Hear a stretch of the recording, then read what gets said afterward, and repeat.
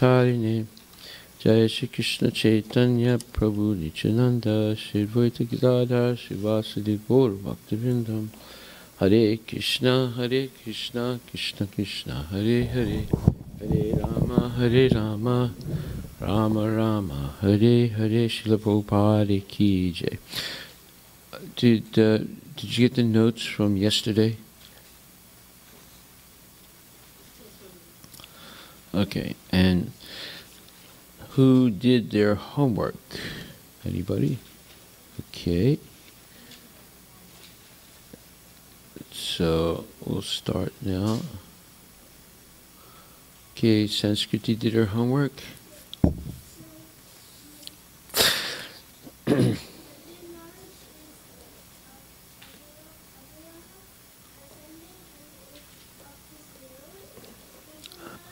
What did you say in Monday Knowledges? Yes.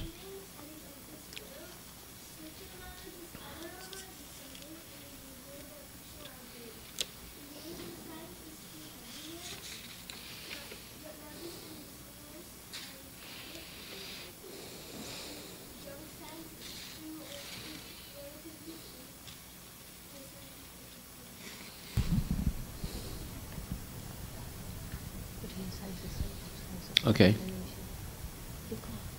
So you explain the difference between ascending knowledge and descending knowledge, and junk science and real science. Is that right?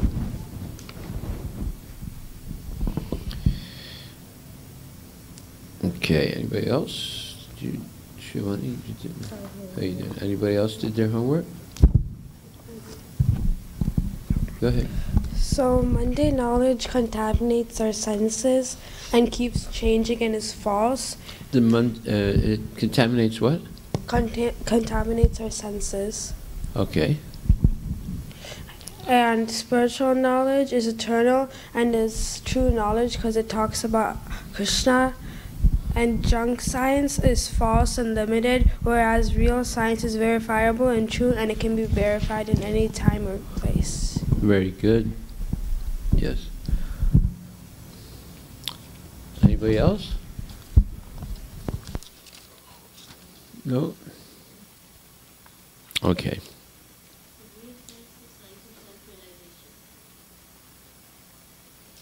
Yeah. Actually, we discussed that yesterday. It's real science. It's Bhagavad Gita. Right? Isn't that what Prabhupada said yesterday?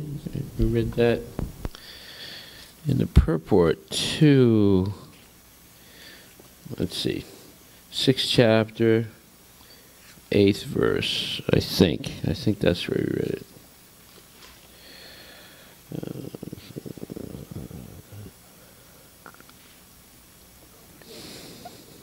Where does it say that? Bhagavad Gita is the science of Krishna consciousness, right? In the second paragraph in the purport to 6.8. Bhagavad Gita is the science of Krishna consciousness. No one can become Krishna conscious simply by mundane scholarship, right? One must be fortunate enough to associate with a person who is in pure consciousness. A Krishna conscious person has realized knowledge by the grace of Krishna because he is satisfied with pure devotional service. What does that mean? A Krishna conscious person has realized knowledge by the grace of Krishna because he is satisfied with pure devotional service. So what's the proof that you have realized knowledge? Vijnana. Jnana is theoretical knowledge, right? Vijnana is realized knowledge. You know how to use that knowledge practically in your life. So it says here,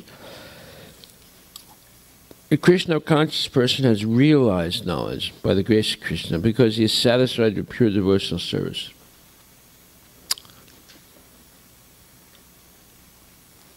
So If someone is engaged in pure devotional service, that means they've actually understood Bhagavad Gita, the science of Krishna consciousness. And besides that,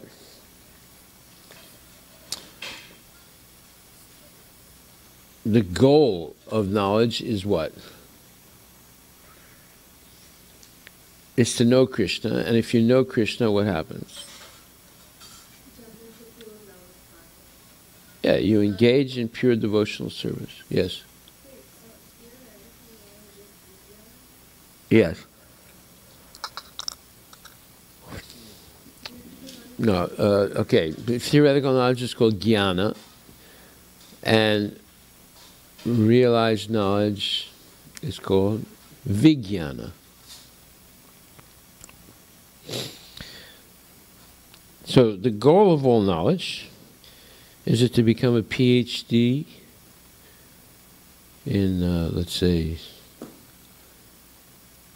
some science or math or history or English? Is that the goal of knowledge? No, the goal of knowledge is to be engaged in pure devotional service. then you're actually educated, according to what Bhagavad Gita is saying. Bhagavad Gita says, Vedaischa sarvar aham eva vedya. 15:15.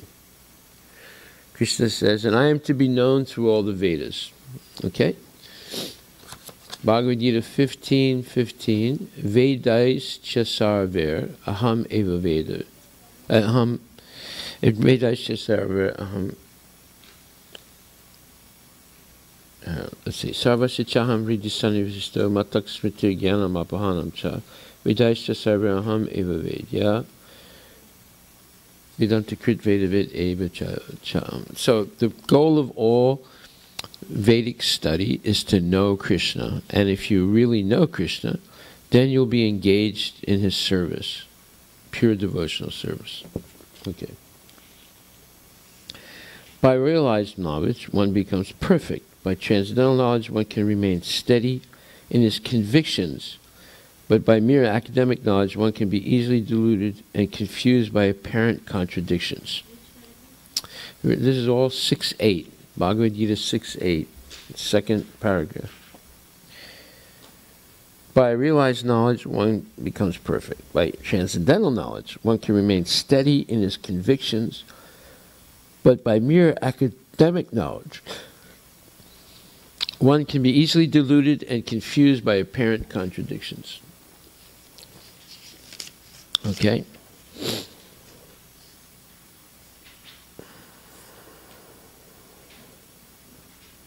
Oh, wait a minute.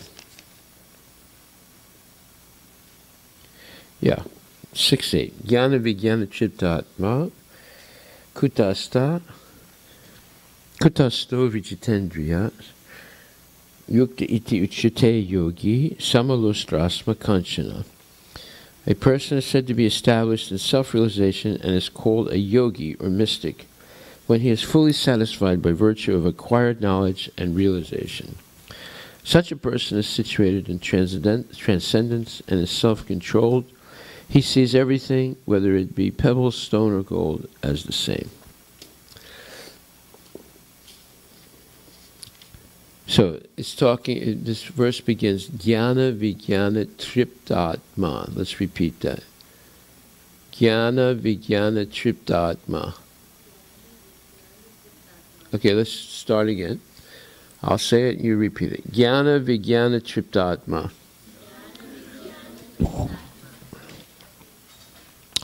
Jnana Vijnana Triptatma. One more time. Jnana Vijnana Triptatma. Kutasto Vijitendriyaha. Kutasto Vijitendriyaha.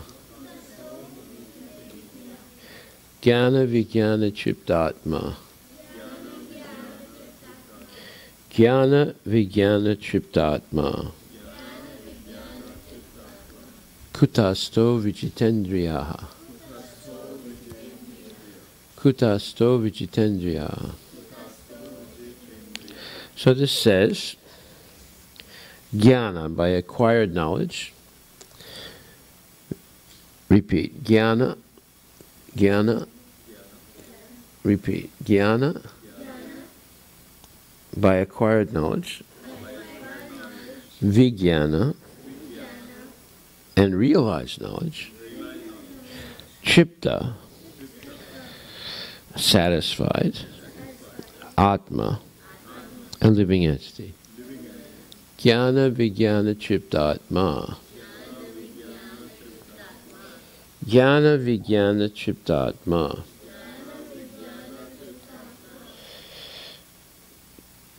Kutasto, spiritually situated. Kutasta, spiritually situated. Kutasto, spiritually situated. Vijitendriyaha, sensually controlled, meaning control of the senses. Sensually controlled. Vijitendriyaha, sensually controlled. Okay, now write this down. Sensual and sensuous. There's a difference between these two words. Sensual, S-E-N-S-U-A-L, and S-E-N-U-O-U-S, sensuous. Sensual and sensuous. Sensual means pertaining to the senses. It refers to the senses. What? Huh? Sensual. S-E-N-S-U-A-L. Sensual means pertaining to the senses or the senses. Okay. Sensual is an adjective. A-D-J-E-C-T-I-V-E. Sensual is an adjective. It refers to the senses. Okay, so what is sensual? What kind of figure of speech is sensual? Figure of speech means it can be a noun, it can be a verb, it can be an adjective, it can be an adverb, it can be a pronoun. So what is sensual? Yes? Huh? Yes. Adjective is a word that qualifies another word, a noun. Nouns are like subjects of sentences. And you have two types of noun. You have noun as a pronoun is like referring to like I, she, it, they, them. And then you have nouns like car, house, and so forth. And then you have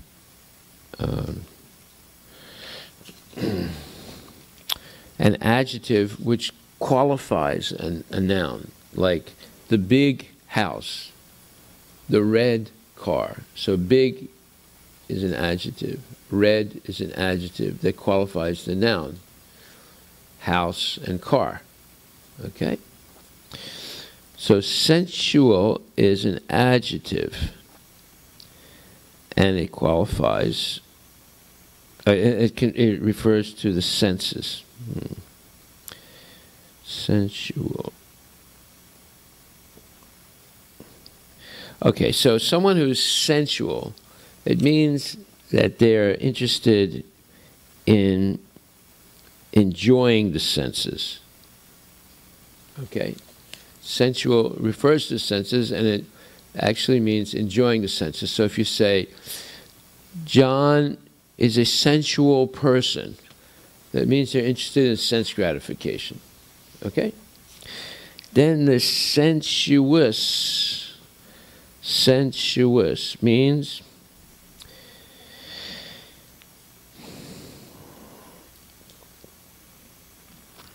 one is affected by the senses, or one is giving or seeking enjoyment through the senses.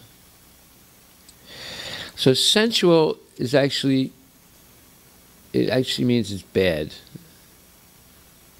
in English. Sensual person, sometimes they're disgusting because they're overly interested in sense gratification. And sensuous means they're inclined, or they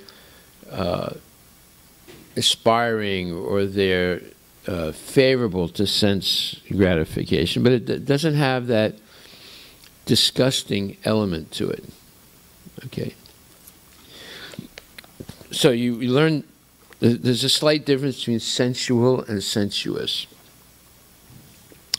Okay, so jnana vijnana triptatma. Kutasto vijitendriyaha. Jnana vijnana triptatma. Kutasto vijitendriyaha. This says, one who finds satisfaction and pleasure in self-realization, meaning in acquired knowledge and realized knowledge, and who is spiritually situated by virtue of controlling the senses. Jnana vijnana triptatma. Repeat. Jnana vijnana triptatma. This means someone who's satisfied by jnana, acquired knowledge, or theoretical knowledge, and vijnana, realized knowledge. Kutasto vijitendriyaha. They are kutasto, spiritually situated, and vijitendriyaha, they have control over their senses, which means control over the mind, the eyes, the ears, the nose, and everything. Okay? So jnana vijnana triptatma kutasto vijitendriyaha. Okay, who can repeat this without looking at the book? Okay, go ahead, try it. Don't look at the book.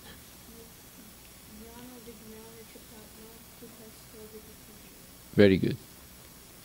Yes. Go ahead. Very good. Anybody else? Arush? Try it. Okay, if you can't, yeah, go ahead.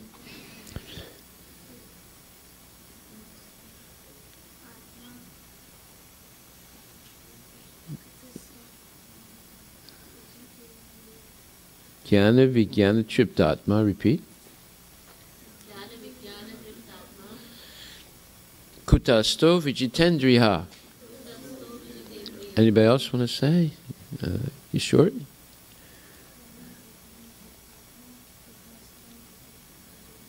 Okay, do we have a microphone? Everyone should have, okay. Go ahead, say it again. Jnana vijnana triptatma kutasto vijitendriyaha. Very good. Anybody else? Yeah. Say it, microphone. Jnana vijnana triptatma kutastho vijitendriya. What does it mean? So Gyan is mundane knowledge and Vigyan is scientific, the real science. Kutastho, how one is situated. Spiritually situated. Vijitendriya, one who has conquered the senses. Okay, now let's look at this word Vijitendriya. Sensually controlled. It has two parts to it. Vijita and Indriya. Indriya. What does Indriya mean in Sanskrit? Yes. Senses? Yes, it means the senses. That's what it means in Hindi also, right? Yes.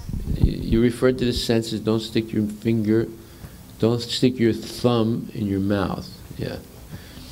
So Indriya means the senses. So Vijitendriya means conquer the senses. Vijita means conquer. Conquer the senses. Okay?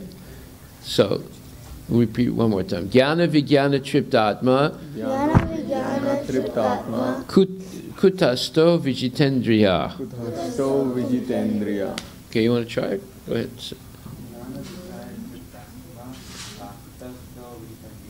Yeah. And then it says, Yukta iti uchyate yogi.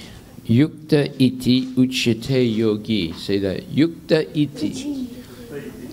Yukta iti. Yukta iti uchyate yogi. Yukta iti. Yukta iti uchyate yogi. Yukta iti uchyate yogi. Yukta iti uchyate yogi. Yukta iti uchyate yogi. Yukta means someone who is competent or qualified for self-realization. Yukta. Yukta is talking about, actually it also means being connected to Krishna. So someone who is connected to Krishna or eligible for self-realization. Yukta iti means thus. Thus, one who is competent or eligible for self-realization. Self-realization means you're connected to Krishna. Yukta iti uchyate is said, yogi, to be a yogi, a mystic, a real yogi. So, jnana vijnana triptatma.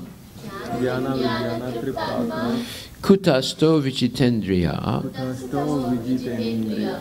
Yukta iti uchyate yogi. Yukta iti uchyate yogi. Yukta iti uchyate yogi. Yukta iti uchyate yogi.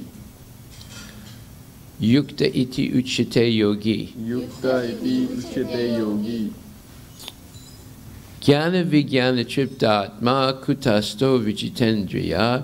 Yukta iti uchyate yogi. Okay? Vijnana Triptatma Kutasto Vijitendriya. Yukta iti uchyate yogi. Okay, I'll say it again and then you repeat. Jnana Vijnana Triptatma Kutasto Vijitendriya. Yukta iti uchyate yogi. Go ahead. Jnana Vijnana Triptatma Kutasto Vijitendriya. Yukta iti uchyate yogi. Jnana Vijnana Triptatma. Jnana Vijnana Triptatma. Kutasto Vijitendriya. Kutasto Vijitendriya. Yukta iti uchyate yogi. Yukta iti uchyate yogi. Yukta means you're connected to Krishna or you're competent or eligible for self-realization, right? Iti thus, uchyate is said, yogi, to be a yogi or a mystic. Okay? Yukta iti uchyate yogi. Yukta iti uchyate yogi. Yukta iti uchyate yogi. Yukta iti uchyate yogi. Sama lustrasma kanchana. Sama lustrasma kanchana. Sama lustrasma kanchana. Sama lustrasma kanchana.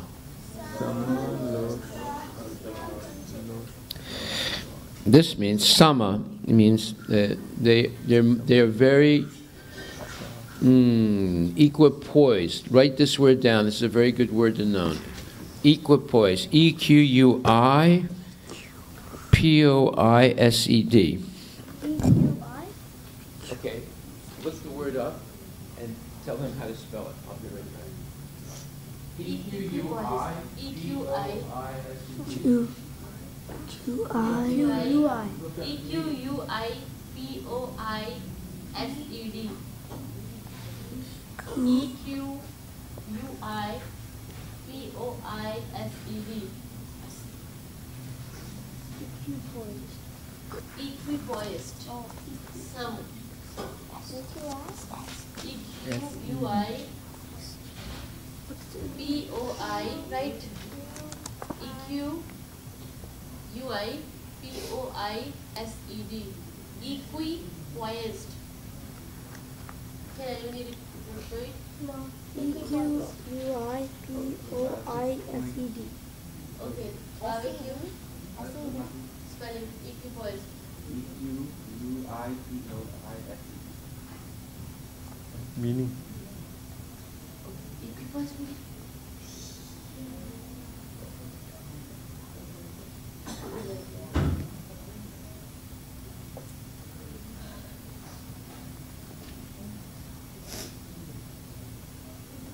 Okay.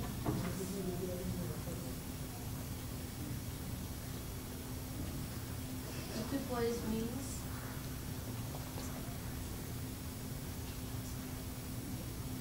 balance or counterbalance.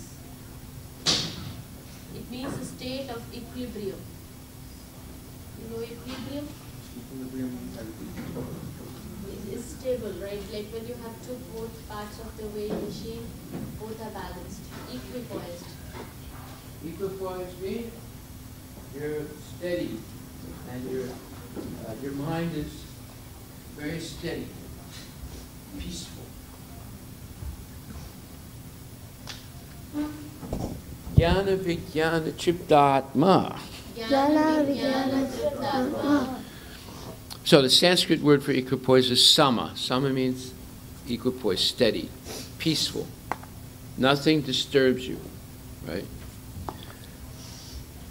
So Jnana Vijnana Triptatma. Jnana Triptatma. Kutasto Vijitendriya. Kuthasto Vijitendriya. Yukta iti uchite yogi. Yukta iti uchite yogi. Sama lostrasma kanchana. Samlostrasma kanchana. So lostrasma, losa astra, asma, losa asma, lostra. Lostra means pebbles and asma means stone in Sanskrit. Lostra means pebbles, pebbles little stone, and asma means stones that are like bigger, right? And kanchana means gold. Kanchana. Yeah. Is that in Hindi? It's in Hindi too, but very rare Hindi. Okay. Kanchana means gold, all right? So in other words, it says,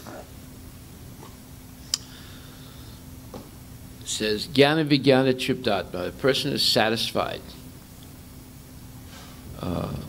Tripta means satisfied, Atma, the person. The person who is satisfied with acquired knowledge and self-realization. Jnana is acquired knowledge or theoretical knowledge, and self-realization means means being aware of your relationship with Krishna.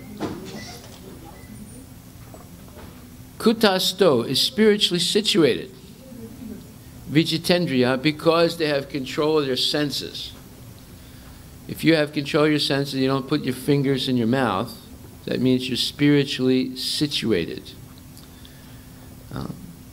Yukta ichi uchite yogi. Yukta means you're connected to Krishna, or you are In transcendence.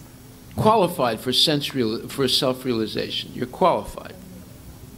Yukta iti uchite, thus iti uchite, it is said, yogi, that you are a real yogi. Don't put your finger in your mouth. You are a real yogi, right? Or a mystic. Samalostrasma kanchana. You are equipoised. You're very peaceful, self-satisfied. You don't need anything else except your relationship with Krishna. You don't need to have big cars, big houses, big money, big position. No, you're simply interested. You're satisfied by whatever knowledge you've acquired and self-realization. And lostrasma kanchana, and you're not interested at all because of self-satisfaction in pebbles, stone, or gold. Okay, so that's a very advanced position. Most people are willing to die to get gold. The example is given of a cobra, which is a dangerous snake, that has a diamond on its head. Would you try and grab the diamond, which is worth millions of dollars? Huh? No. Some people would. And they will get die? Yeah, even if they die, they're willing to take that shit. Go ahead. All right, we'll continue after the question.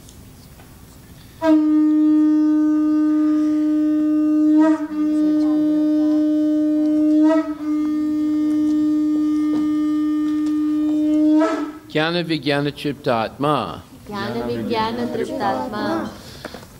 Kutasto Vichitendriha. Kutasto Vijitendriya. Yukta iti uchyate yogi. Yukta iti Uchyate yogi. Samalostrasma kanchana. Samalostrasma kanchana. kanchana.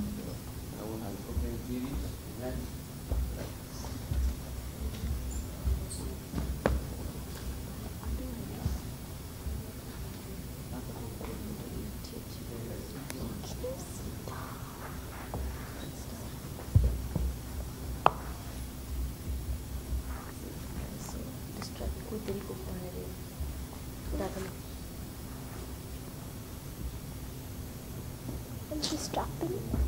They were so distracting kids. I was not able to handle them.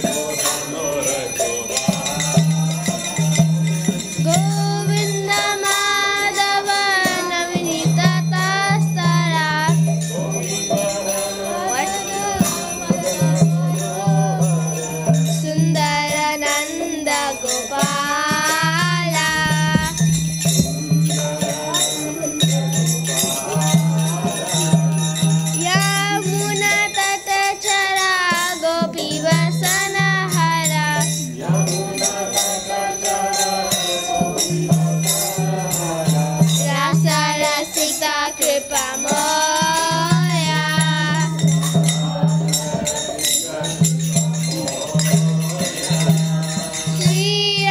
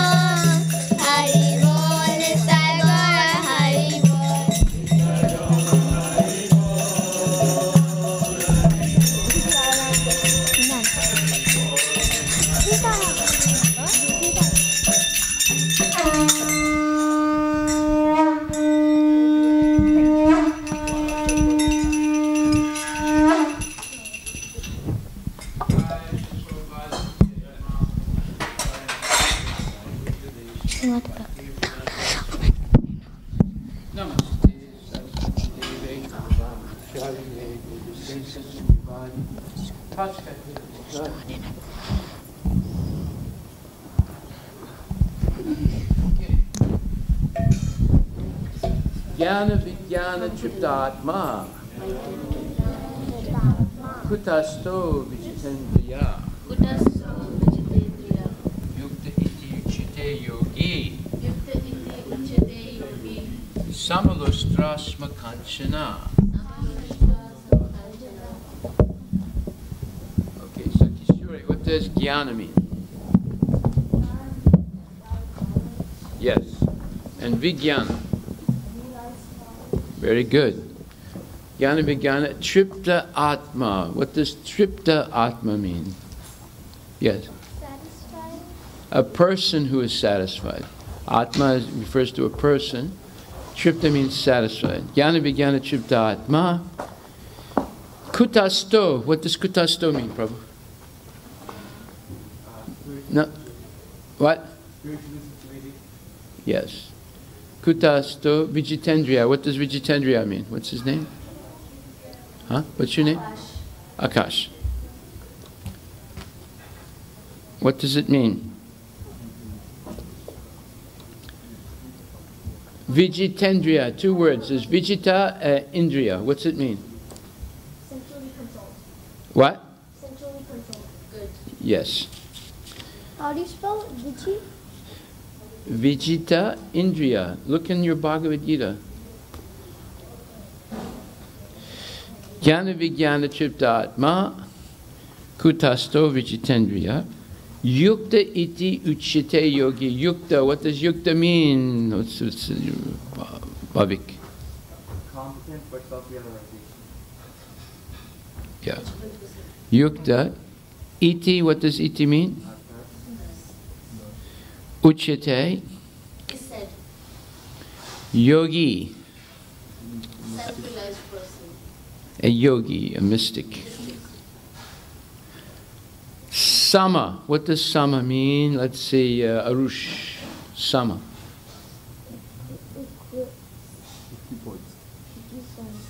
Equipoised. Let's pronounce that word. Equipoised. Equipoised. Equipoised. So it has.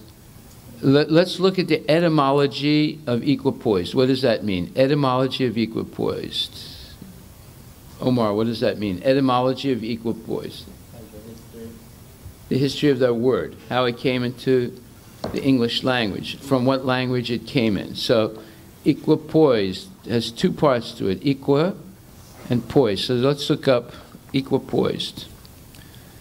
Equipoised means evenness of mind, steadiness of mind, peace of mind, not being disturbed, right? So what is the etymology of the word? E-T-Y-M-O-L-O-G-Y, etymology. It's a bit 17th century from word equi. Equi means equal. It comes from what? Latin or Greek? That's Latin, equi.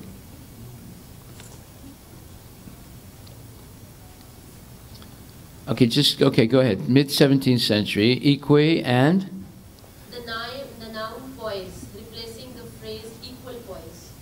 Yeah, okay. So equipoise means you are steady in mind. Your mind is peaceful. So, therefore, sama is the Sanskrit word for, what does it mean in English? Sama? Equipoised, right? Lostra asma kanchana. Lostra asma. Lostra means pebble. Asma means stones. And kanchana means gold. So you're equipoised. You're not disturbed by pebbles, stones, or gold. You see them all the same. Equa means the same. You see them equally. Do you see pebble, stone, and gold equally today? No. So you're not a real yogi yet. It's from Latin. Equi is Latin. Yeah, equi is Latin, yeah. So you're not yogis yet. Neither am I. We don't see it as equal. If there was gold, pebbles and stone on the ground, you're walking by and you look at it, would you say, "Oh my God, gold," and grab the gold? Would you do that? No, you wouldn't do that? Huh? You wouldn't be interested in the gold? Well, if you could recognize it, you would be. You'd see a difference in value. But a yogi is not disturbed by it. So I told a story. There was a man that came up to a yogi and said, "Yogi, Prabhu," he said, "I want to give you a $500 donation." Oh, yeah. So what did the yogi say? He said, It is a mic. Yes? What did he say, Omar? Did he say, like,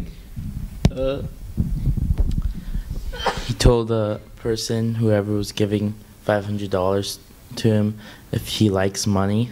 He And- told him. No, he asked him He a asked question. He asked him, "Do you like money?" And then he said yes. And then so he said, then He said, you needed more. You needed more than me, and because his thinking was, if I give $500, then I'll get double back somehow. Well, he was hoping that. But Hoping. because he wanted more money, the yogi said, "You keep it. I don't need it. You keep it, because you're the one that wants money." All right? And why was he giving, why the yogi giving, why was the greedy man giving money to the yogi? He was thinking he's going to get a lot more money back if he does dan to a saintly person. Dan means donation to a saintly person. Okay. Jnana vijnana triptatma kutasto vichitendriya yukta iti uchite yogi samalustrasma kanchana. Okay, so therefore, repeat after me. A person is said to be established in self-realization, and is called a yogi or mystic when he is fully satisfied by virtue of acquired knowledge and realization. Such a person is situated in transcendence and is self-controlled. Transcendence means that they're not interested in anything material anymore. They're only interested in advancing spiritually. Although they can use material things in the service of Krishna, but they're not attached to them, right? So they're transcendental. They're above mundane material attachment. Such a person is situated in transcendence. Repeat. Such a person is situated in transcendence And is self-controlled. and is self-controlled. He sees everything. He sees everything, Pebbles, whether it be pebbles, stones, or gold, whether it be pebbles, stones, or gold, as the same. as the same. Sama lustrasma kanchana. Sama roshtrasma kanchana. Okay, so let's read this purport again. And who's going to start? Okay, Pranay, you begin to read. Use the microphone. Book knowledge without realization of the supreme truth is useless. Do This you is agree with that, Pranay? yeah. You do? Yeah. Okay. Go ahead. This is stated as follows. Do I have to read the Sanskrit? Try it, yeah. Ata Sri Krishna Namadi Na Bhaved Grahayam Indraya Indriya. Indriya Sevo Ke hai He. hi Jihuvada Jivado Swayam Eva Svarati Ada. Yeah. No one can understand the transcendental nature of the name, form, qualities, and pastimes of Sri Krishna. Though his material... Through. It's not though. Oh. Through. Oh. There's though, through, thorough. There's these. Jai Shri Radha Nirmadava Ki Jai. So the words though, through, thorough, they look a little bit like, they have that OU in it. But you pronounce the OU differently. So, though, Though, though, so you're pronouncing OU-O.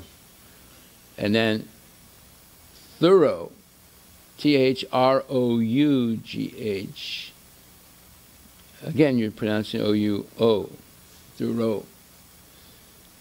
And then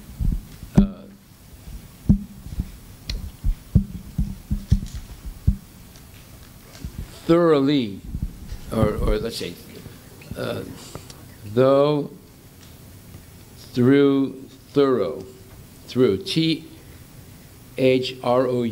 through. So there you're pronouncing the O-U like ooh, ooh. And then thorough, Through.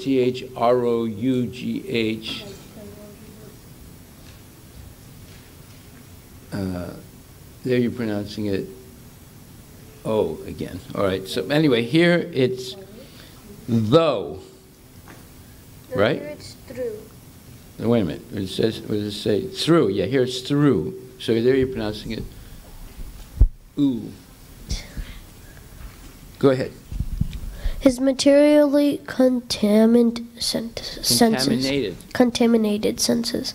Only when one becomes spiritually saturated by transcendental service to the Lord are the transcendental name, form, qualities, and pastimes of the Lord revealed to him. Bhakti Rasamrita Sindhu. Rasamrita Sindhu 1.2.234. Okay.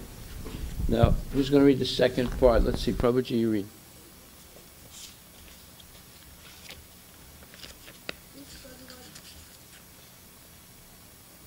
Yes? This Bhagavad Gita is a science of Krishna consciousness. No one can become Krishna conscious simply by mundane scholarship.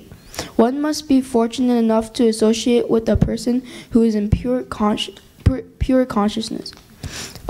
A Krishna conscious person has realized knowledge by the grace of Krishna because he is satisfied with pure devotional service.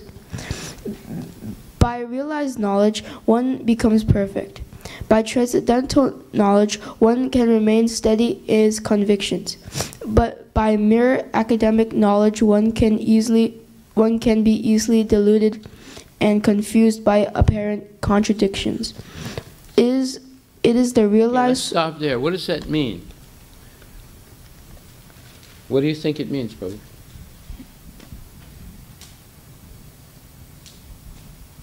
Go ahead. Read it again. What do you think it means? Wait, which part?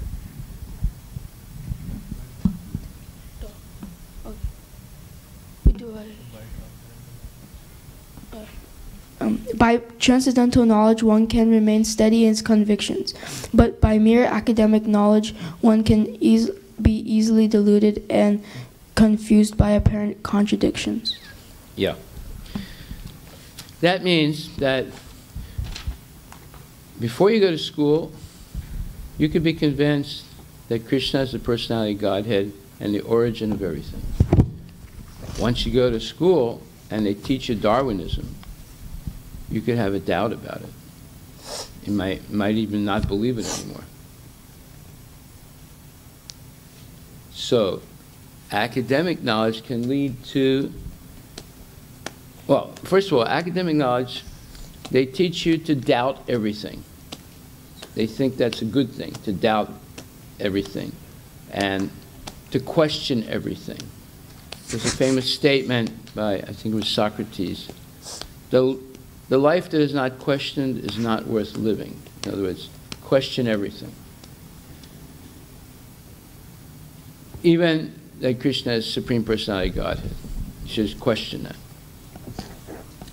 And then they present proof, or at least they think it's proof, but it's not proof because they know they don't have the proof, that we all come from monkeys through evolution. And then all of a sudden, you don't have to believe in God as the creator of everything, because now there's a theory that everything comes through evolution, and it all starts by chance, and it evolves from one species to another.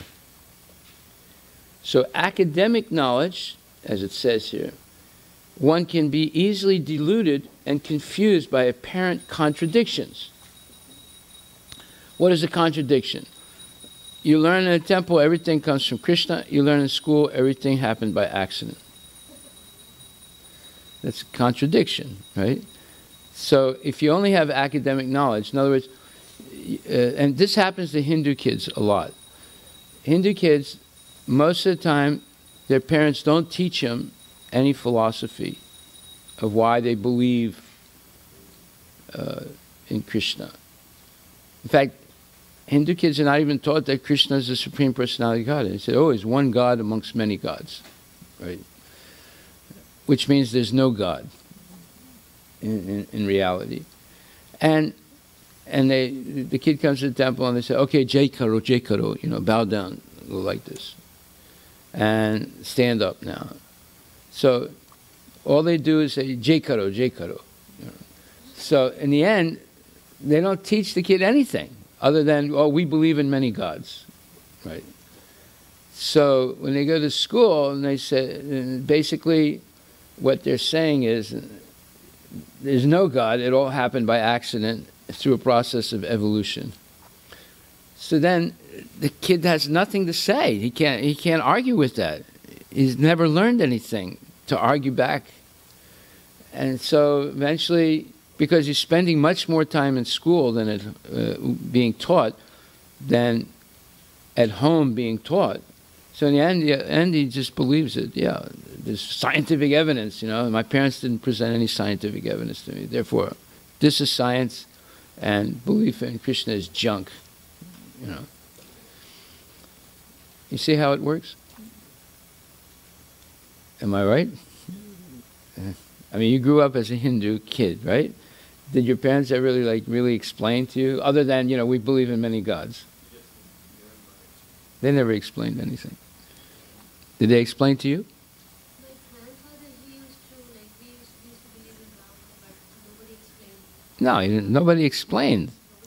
You just have to believe it, He believed the rituals. And you believe in rituals. Yeah, I forgot to mention that. Everything is ritualized. You see? Do aarti, that's how they taught him. Yeah, arti, right. Om Jaya Jagadisha Hare. That's what they were doing in that Kent. Everybody knew the aarti. Everybody knew the arti. So, what are we doing now? We're learning Bhagavad Gita, which is real science.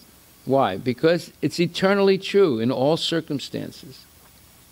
You see, yeah. In India, Bhagavad Gita is 10 points, that's it. What are the 10 points? What did you got from the world? You came empty-handed, you will go empty-handed. Nothing is yours. What you are thinking today is yours, tomorrow will be not yours. Do people believe that? That's what Bhagavad Gita is. No, but do they believe it? Do they act like that? Nothing is mine. So I read Ramayana, we read Ramayana as child, but Bhagavad Gita, we only read those 10 points and Bhagavad Gita is 10. I know, but do the people believe the 10 points? Do they live like they believe the 10 points? No, not at all. No. Those 10 points have no meaning to It's all theoretical. It's not there's no realized. Maybe a few people, but most of the people, It's just like the man who took his son every Sunday to the temple, and they listened to the class. Right? You remember that story? Or Arush, can you tell the story?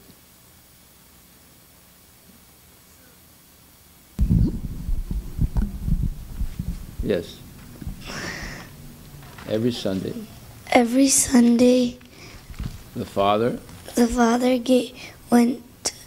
took his kid to Sunday class, Yes. and And they heard one Sunday. one Sunday they heard that whenever a cow comes up to you in India, you should feed it. Yeah, you should be kind to it. Yeah, feed it. Yeah. So the next day, Monday. The next day, Monday, the father And son went to their store and opened the store. and they opened the store to sell the grains. Yes. And the father told his son to stay and out Yes. and sell the grains Yes. while the father was taking some calls. Yes. Perfect. So then a cow came along, and the kid remembered the Sunday class, Exactly right. and he was going to give grains to him. Now, you let the cow eat. You let the cow eat out of the grain sacks. And the father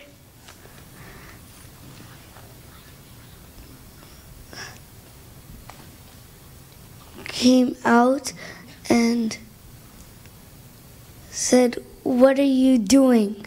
Exactly right. And the kid said, "I'm feeding grains to the cow. That's what we learned in Sunday class." Exactly right. And the father said,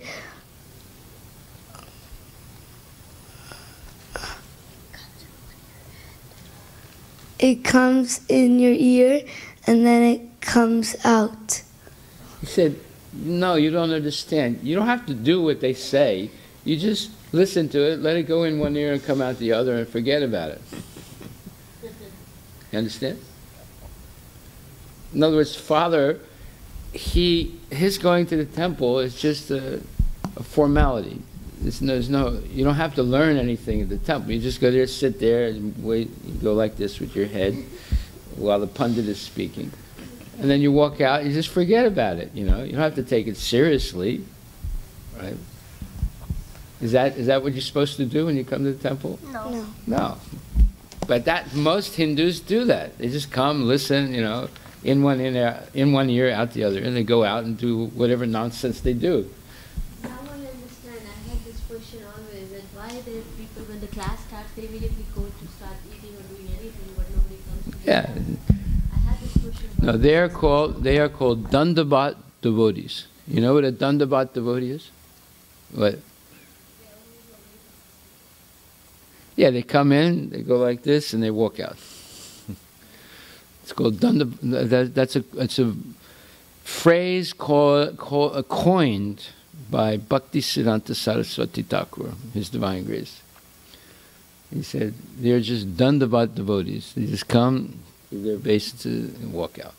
Yes, they never listen to anything.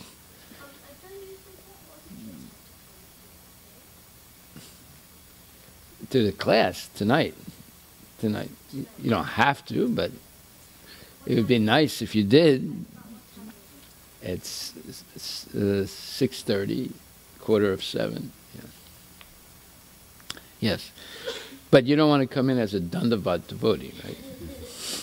Just walk in, give you Dandavat, and they don't even bend down. They just go like this, and they walk out. And then the class starts on Sunday. I've seen this is like whatever people are there, but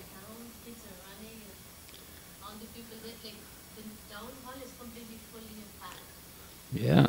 They're eating, sleeping, and so forth. Huh? What? What? Yeah, there is arti. You're having arti, right? Yeah, so you should come to the class after arti. Yeah. Or before. I don't know. When is arti? When is arti? They have the arti at 7 downstairs? No, wait a minute. Krishna Prasad has a program downstairs for the kids. What time does that start? What? What time? Oh, okay. So you come to the class first. Yeah. Okay. So let's see. Were you reading? Did you finish the purport? No. Go ahead. Just start again. The Bhagavad Gita is the science of Krishna consciousness. This Bhagavad Gita is the science of Krishna consciousness. No one can become Krishna conscious simply by mundane scholarship. One must be fortunate enough to associate with a person who is in pure consciousness. A Krishna conscious person has realized knowledge by the grace of Krishna because he is satisfied with pure devotional service. By realized knowledge, one becomes perfect. By transcendental knowledge, one can remain steady in his convictions. In his convictions. In his convictions. What is a conviction? It can have different meanings. Yes. Like belief? Yes. But let's say the convict was convicted of murder. What does that mean? Yeah. Convict means accused. In that, no. It means convict means it was proven, and he's judged. And he's not guilty. And he gave the sentence. No, he's convicted of murder. Means it was proven in the court that he was a murderer.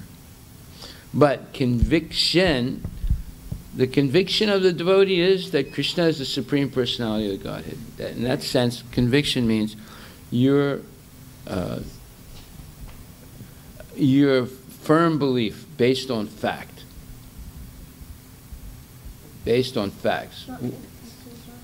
What are the facts that convince you to have the conviction that Krishna is the Supreme Personality of God? What are the facts? Yes? I forgot. He has the 8 mystic powers. I forgot. Yeah. Okay, we went over that. The Asta cities. I think I still have that.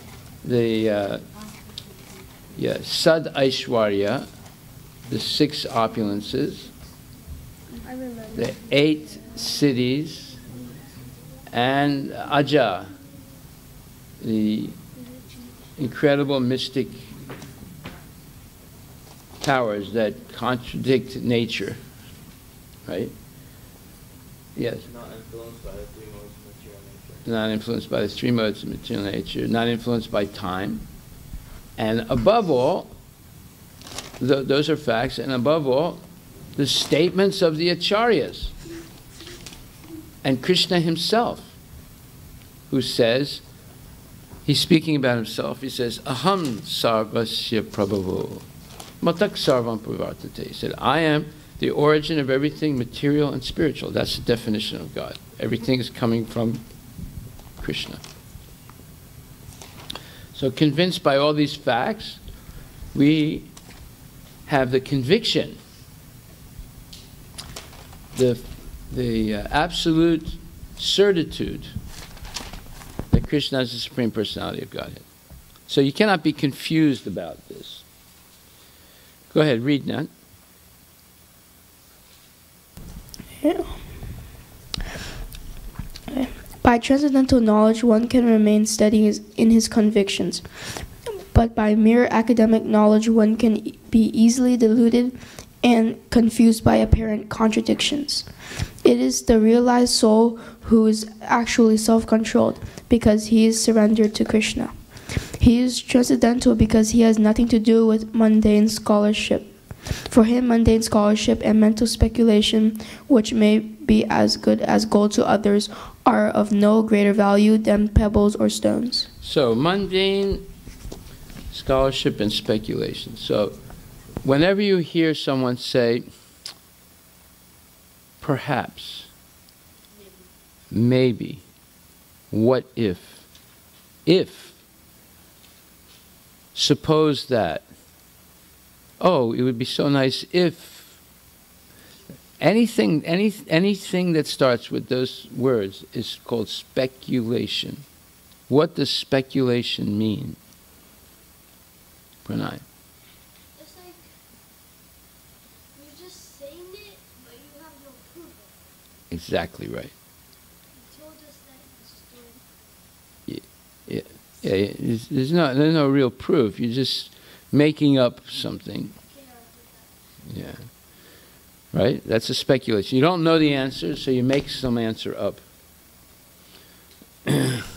But you say it in such language that, oh, it sounds true. People think, oh, it sounds good. You know, just like, for example, the villagers in Thailand notice that every year scorpions come out of the paddy field, the rice field. So they concluded that scorpions are born from rice. Because they see the baby scorpions walking out of the paddy field every summer. Is that true? Is that a true theory? No. That's called speculation. Speculation means you don't know the answer, but you make something up based on faulty perception. Like, for example, in I think it was 68, it was the first time someone claimed they went to the moon. And they started publicizing in newspapers, by 1976, we'll have regular airplane service to the moon. And then they started selling real estate on the moon. Yeah. Because they were sure that, in the next 8 years they would be going regularly to the moon because someone went there for the first time, right?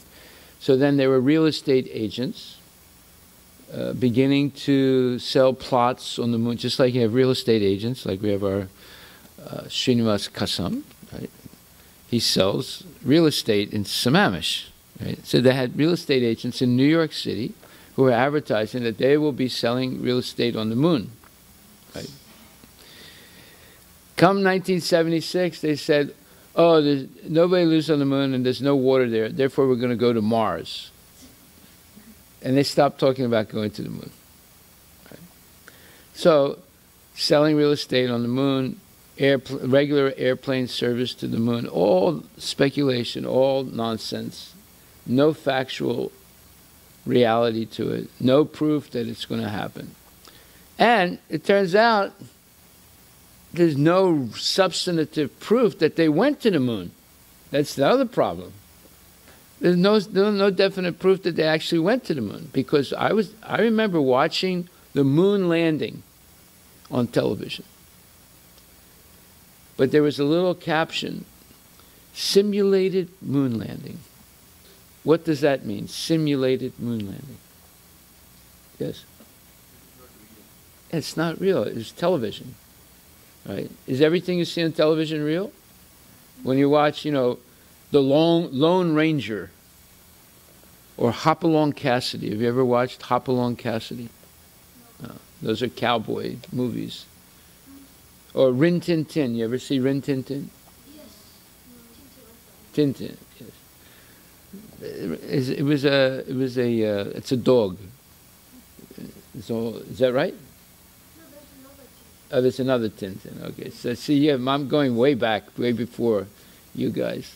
So, okay, let's say you see the Cookie Monster. You ever see the Cookie Monster on television? Yeah? No? You never saw it? Huh? Okay, anyway, you see these personalities on the on the television. So simulated means it's something made up. It's like a television production, and it was filmed in New Mexico.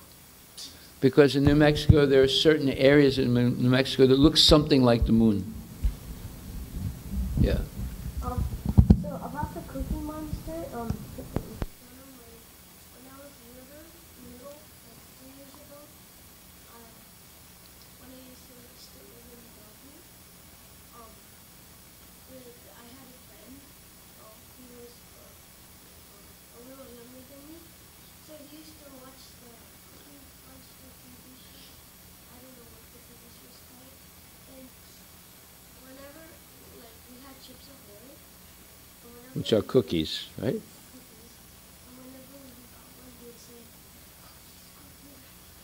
he didn't say what, he speaks like a Cookie Monster. And he says like he misses out his words. Like the Cookie Monster. You learn how to speak nonsense like the Cookie Monster. Yeah. That's what you learn by watching television. You learn how to speak nonsense like the Cookie Monster. Parents think, oh, I'm letting my kid watch television so he learns how to speak English the American way. See, that's called rationalization. They can rationalize nonsense to be good sense. So, what does it mean, stimulated? I'm sorry. See, I made the mistake. Simulated, not stimulated. They sound a little bit alike. There's a difference between stimulated and simulated. What does simulated mean? Yes? Yes. Simulated means it looks like the real thing, but it's not the real thing.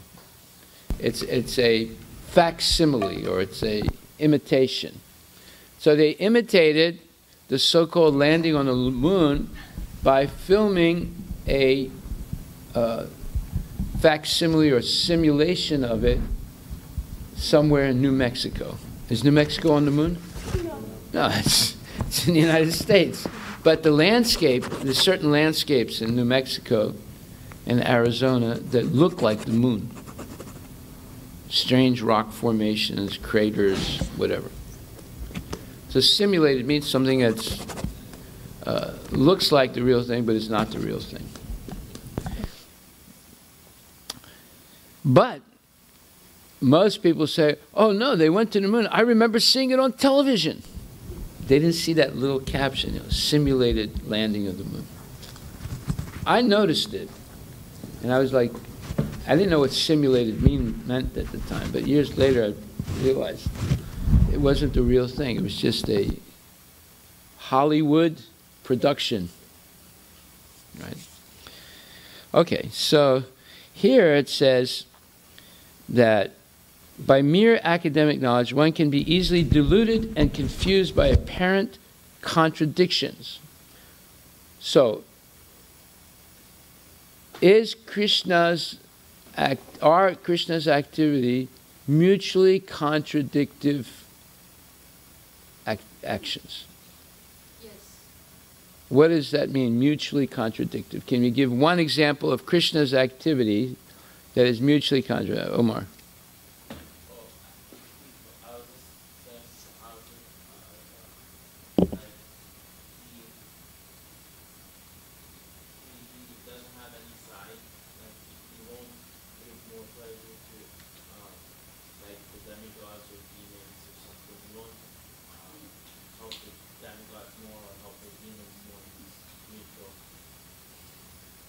Yeah, that's not mutually contradictive.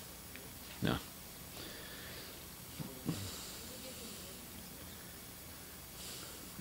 Okay, Sanskriti. Krishna is the biggest of the biggest, and he's the smallest of the smallest. Yes. Can anyone else do that? Have a mutually contradictory, let's say, size? Being bigger than the biggest and smaller than the smallest? No. Or he's very far away and is very near. Can anyone else? Can you go very far away and be very near? No. No. So, for materialistic people trained in academic knowledge, this is nonsense. What? because they can't do it, they think Krishna can't do it. Now, write this down. Write this down. Atmavan manyate jagat. Atma. A-T-A. A-T-I. Atmavan. A-T-A-M-A-V-A-N.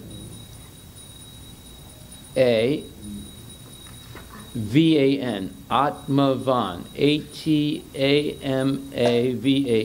Atmavan. V-A-M. V-A-N. Atmavan. Manyate. M-A-N-Y-A-T-E. Pranay, you going to write this down? I don't know it. Huh? I wrote that. Atmavan. Manyate. M-A-N-Y-A-T-E.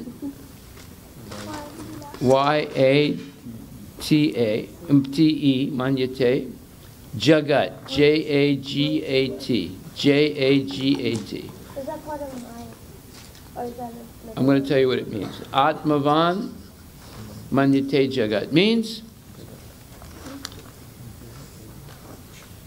you think everything you see is like you. Like, for example, once, write down example, E-X-A-M-P-L-E. Once there were two fish looking at the moon, and one fish said to the other, "Hey, what's that up there?" And the other fish said, "It's a fish." He said, "Really? But how come it's so shiny?" And the first one said, "Because it's a shiny fish." And the second one said, "Ah, now I understand." That's called Atmavan Manyate Jagat. You think everything you see is like you. You project your limited qualities onto everything you see. So, when you see Krishna lifting Govardhan Hill, but he's only a little 7-year-old boy, you say, that's not possible. Why did you say that? Because you can't do it. Because you can't do it. So you don't think he can do it. You think it's fantasy. But when you see Krishna dancing with the gopis, you say, "Ah, I can do that." Can you do that? No. So you just project your limited understanding onto whatever you see. This is called a fallacy. F-A-L-L-A-C-Y. F-A-L-L-A-C-Y. What is a fallacy? It's a false idea. It's something false. So because Krishna has mutually contradictory qualities, you think it's fairy tales. It's not possible. That he's bigger than the biggest and smaller than the smallest. He's very far away and he's very near. He is in Goloka Vrindavan, but yet he's in the heart of every living entity and also in every atom of the universe. You think, wait a minute, I can't do that, therefore he can't do that. Right? You're projecting your own limitations on God. Yes? Wait, so what is Atma Manyate Jagat? To project your limited understanding and capacity onto everything you see. Whatever you see, you judge it in terms of your limited potencies or powers. So the frog in the well, is the frog in the well Atmavan Manyate Jagat when he hears about the Pacific Ocean? Yes or no? What do you say? What? Yes. Huh? What do you say, Bobby? I think so. You're not sure? Well, then why do you think so? Because he sees like the water is like limited, and then you see. He's living in the well. The frog in the well is living in the well, right? The well is maybe 4 feet wide, right? And then another frog comes and says, "Hey, dude, I just saw the Pacific Ocean. It's way bigger than your well." Oh, and the frog thinks no. No, he says, there's nothing bigger than my well. And then he says, there's nothing bigger than me, he says. And so he starts puffing up his body. He says, is it as big as this? He said, no, much bigger. So he puffs up some more. He said, is it bigger than this? He said, no, it's much bigger. And he puffs up some more and he blows up and dies. That's the frog in the well. Because he's suffering from the fallacy of Atmavan Manyate Jagat. He thinks, he projects his own limitations on everything he sees. Therefore, he can't understand things properly. Wait, he didn't see the Pacific Ocean, right? Yeah, but someone told him. Okay, so it's also here. Yeah, it's also here. Okay? So, that's why people who only have academic knowledge, they see contradictions and they can become confused. And their mind is not fixed in its convictions. And therefore it says, by mere academic knowledge, one can be easily deluded and confused by apparent contradictions. Obviously, if they study Krishna, there are going to be millions of apparent contradictions for them. Therefore they say, oh, Krishna is a fictional character. He's like Superman or like Donald Duck, it's not real. It's some Disneyland fantasy character because he has mutually contradictory qualities. And that's why they made some Beam movies, you were saying? Chota Beam, who can beat Krishna. They had made a movie. Who made? Oh, so Beam doesn't beat Krishna? Oh, thank God. Chota Beam? You're talking about Bhimasena? No, it's called Chota Beam. So there's this man, he likes to eat laddus and make laddus make him more stronger. And then he always say fights the demons and stuff. Yeah? It's basically little Krishna, But he's called Chota Beam. Okay. He's a fictional character. Yeah. Wait. And most materialistic people think that Krishna is also a fictional character, not real. Okay. Okay. Okay, so today we learned to memorize this verse. Jnana vijnana triptatma kutasto vichitendriya yukta iti uchite yogi samalostrasma kanchana, right? Which means jnana vijnana triptatma, one who is satisfied with acquired knowledge and realization. Kutasto, who is spiritually situated. Vichitendriya, by virtue of having control of his senses, in which includes the mind. Yukta iti uchite yogi, such a person is said to be a real yogi or mystic because he's connected to Krishna. He's yukta. Yukta iti uchite yogi, samalostrasma kanchana, and he is equipoised when he sees pebbles, stones, and gold. Right? He sees everything, whether it be pebbles, stones, and gold, as the same. So one time a man heard this lecture by Prabhupada in which he quoted this verse, Samalostrasma Kanchana.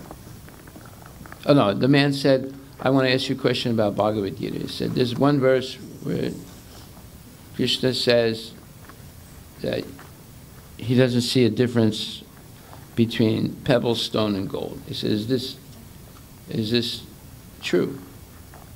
Because obviously this man sees a difference between pebble, stone, and gold. So Prabhupada said, where did you see this? He said, I don't know. He said, yes, you don't know. He said, I think it's in the Bhagavad Gita. So then Prabhupada quoted the verse. And he said, This is a very, very highly advanced realization. You cannot have it right now because you're not highly advanced. You're in nonsense. He didn't say it like that, but that's what he meant. He said, but this is for very, very advanced devotees. Therefore it says, Yukta iti uchite yogi jai Shri Radha Nilamadhava ki jai.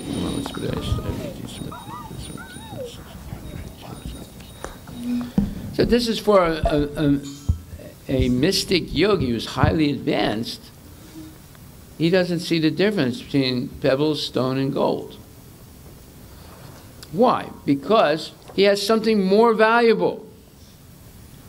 Let's say you only have $5 in your pocket, and somehow or other you lost it. Would that be a great loss? Yes. But let's say you had $5 million in your pocket, and you lost $5. Would that be a great loss? No. No. So the yogi is not disturbed, or not, let's say, he sees equally pebbles, stone, and gold. Why? Why? He has something Much more valuable, right? Which is? Krishna. Krishna. Krishna is Asta, he is Sad Aishwarya. What does that mean? Six opulence. The master of the six opulence. What are those opulences? Ajal? No, beautifulness, wealth, faith, faith, no, Power, Renunciate. knowledge, wisdom, and renunciation. 6, right? So one of those is wealth. He has all wealth, not partial wealth. All wealth, right? So the yogi who knows Krishna, he's got something much more valuable than gold. Therefore, for him, like let's say you're here right now, right, in Sammamish. But let's say tonight you're on an airplane going to India and you're 35,000 feet up in the air.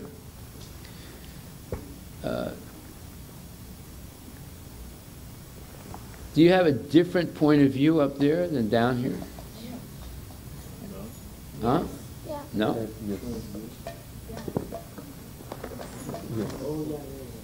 You're 35,000 feet up in the air, right? And you're going to India. Are you doing, let's say, are you doing the same thing up there that you do down here? No. No. And you have a different point of view. Your point of view is, I hope this plane doesn't crash. Right? I hope, and I hope there's no terrorists in this plane. And I wish it wouldn't take so long to get there. I'm getting bored. And I can't sleep because the guy next to me is snoring. And he smells bad. You're in a different context, right? Not only that, you're 35,000 feet up in the air. Right? So, because of a change of position, you have a change of view, a change of point of view to certain things. Maybe not your political point of view, maybe not your belief in Krishna, but just in the context that you're in, you're in a different context completely, right? So it changes certain things. You're not worried about an airplane crashing where you're in Sammamish, right? You're not worried so much about a terrorist in Sammamish, but all of a sudden you're in a different context. But the yogi, he's not 35,000 feet in the air. He's in Goloka Vrindavan, experiencing Goloka Vrindavan. So whatever is going on in the earth doesn't influence him at all. If he sees pebbles, stone, or gold, he's not, so what? He doesn't need any of those things because he's got something much more valuable. Yeah. So his consciousness is elevated. Not 35,000 feet in the air. Is elevated to Goloka Vrindavan. Right? Trillions and trillions and trillions and trillions and trillions and gazillion miles away. And he's seeing something that's so impelling. Impelling means so attractive that he's not influenced by pebbles, stone, or gold. So that is what we're trying to do, raise our consciousness to that level. And it's possible. Okay. So jnana vijnana triptatma kutasto vijitendriya yo yukta iti uchite yogi samalustrasma kanchana. Okay, who wants to say the verse? You want to say the verse? Go ahead. You should have memorized it by now, but anyway, go ahead.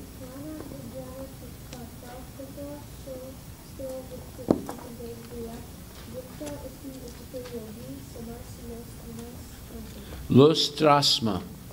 Lustrasma. Now look, if we regularly do this, you should get to the point where you can memorize very quickly. See, look at the brain like a muscle. If you exercise a muscle, what happens? You get stronger, right? So if you exercise the brain to learn and memorize, you'll be able to memorize better. If you don't, if you're preoccupied with other things, like, you know, looking at your hand or playing with a spinner or chewing gum or playing tickle with the person next to you, you won't be able to do this. You won't be able, you have to concentrate to do this, right? So if you learn to concentrate the mind, you'll be able to memorize very quickly, even to the point in the future, if you get really good at chanting your rounds and following the regulative principles, anything you hear once, you'll be able to remember the rest of your life. That's what we're aiming for by these classes, to develop the power of a shrutidar. Shrutidar means whatever shruti, whatever he hears, he remembers the rest of his life. And it's possible. This is what was taught to kids in the Vedic times. And those kids were able to develop this power. Huh? What'd you say? Yeah. So if you learn to listen very carefully and repeat, I can guarantee you, very soon, you'll be able to memorize quickly. Just by hearing a few times and repeating, you'll be able to memorize it. And then repeating it, just like we learned. Raja Vidya Rajagu Yam Pavitram Idam Uttamam Pratyaksha Vagamam Dharmam Susakam Kartamavyayam. Okay, who can repeat this? Go ahead. Go ahead.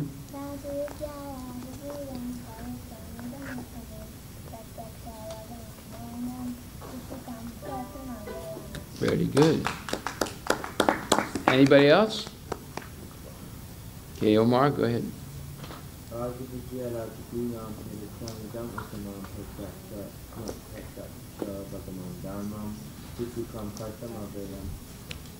Very good. Anybody else? Yes.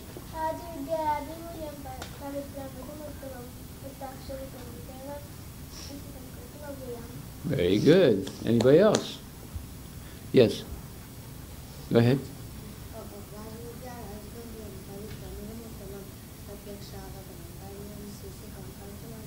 Very good. Anybody else?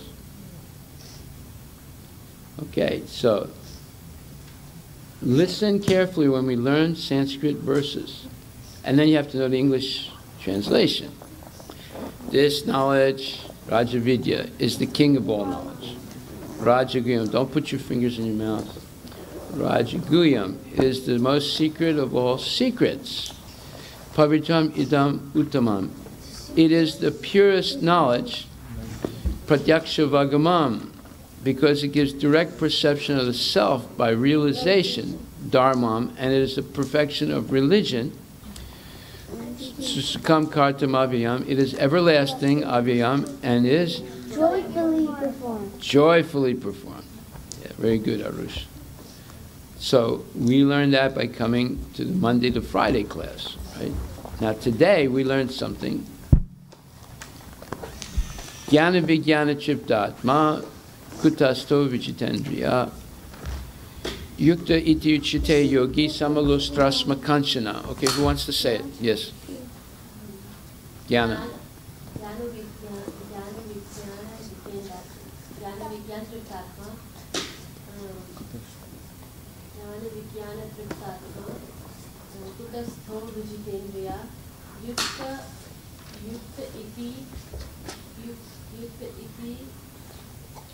uchyate yogi samalostra asma kanchana. Good.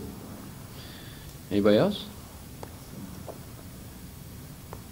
Okay, go ahead, Sanskrit.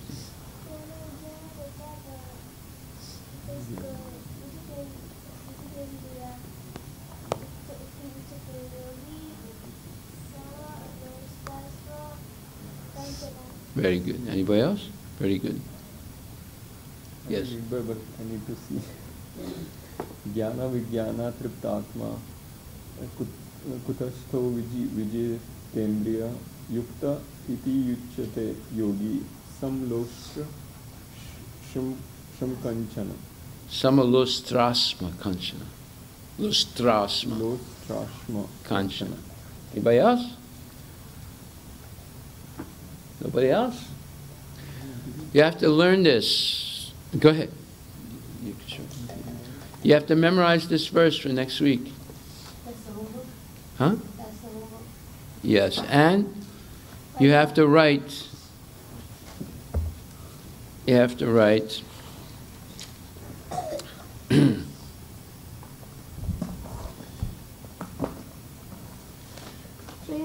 You have to write why academic knowledge, only academic knowledge, can lead to contradictions and confusion. Why it leads to delusion and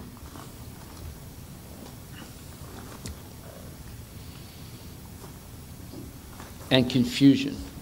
Why academic knowledge, mundane knowledge, what you learn in the public schools, can lead to confusion and delusion. You got that? Write it down. Why academic knowledge can lead to delusion, D-E-L-U-S-I-O-N, and confusion, C-O-N-F-U-S-I-O-N.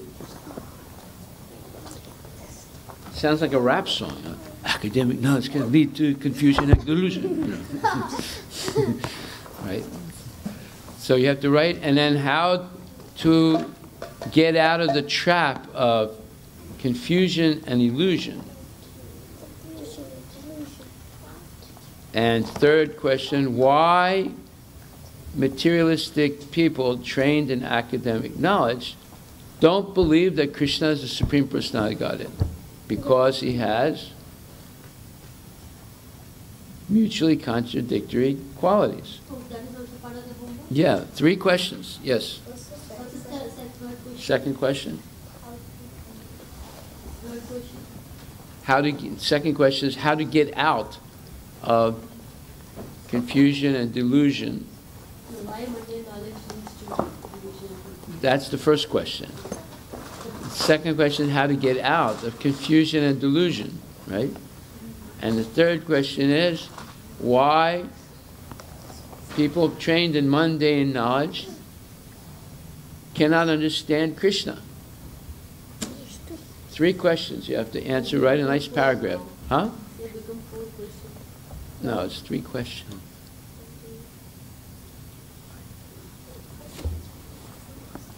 Why people train in mundane knowledge? What?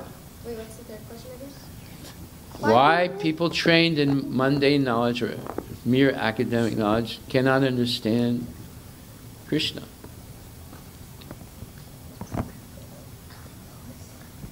What was the first question? First question. Why people trained in mundane knowledge